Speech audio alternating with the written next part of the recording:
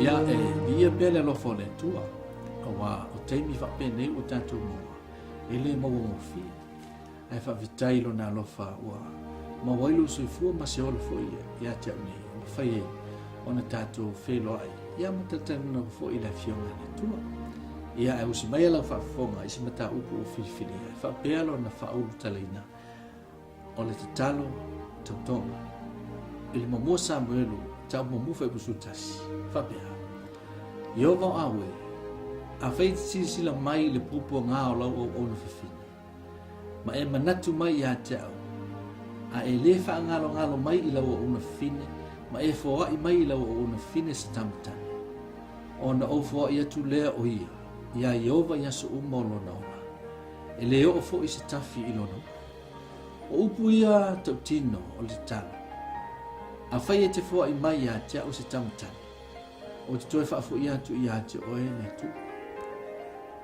E le masalo mia le telo teimi na te talo ai le nei tina.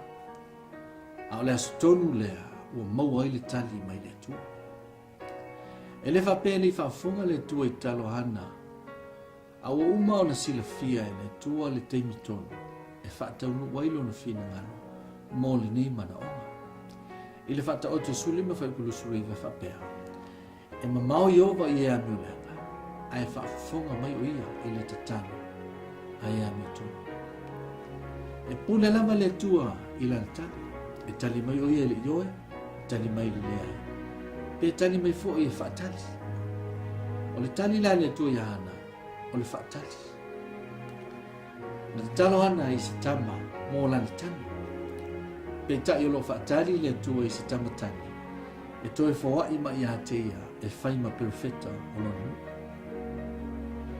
A whai te fua i mai se tamatani, o te toe fua i atu i atu. O le tautonga le na fia whaafonga i le atua. O le finangalo mo urungo le nao le tua. I e whaatuaila ni tari i ahana. Ai se whaatau nuu i lona teni te tani.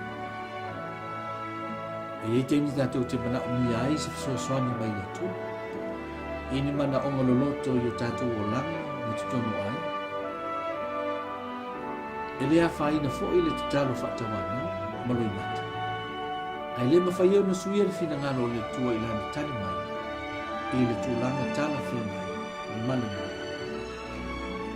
O lo whaatari fo i le tua, i o ngā tasi o tātou mana. Malana mi tono, ina ia vi i ai oi.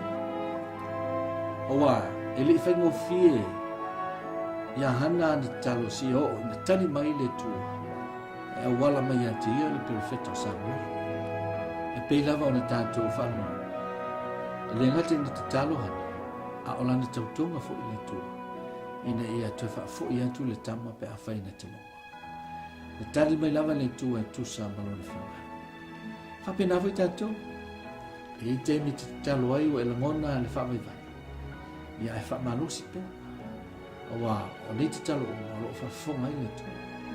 Mai whamanuia mai fo i le tu i atu o i loni teimi te tawai. Ia o lea le whamalosi ma le soso. A o e lava o lo i aile ki ma te tana. O le ola te tana, ma le ola whamanosi i le whamai mai e soa. I le mafutanga ma le tu. Ia, whamanuia mai le tua. Ia, nuia fo i le nei aso. So i fua mai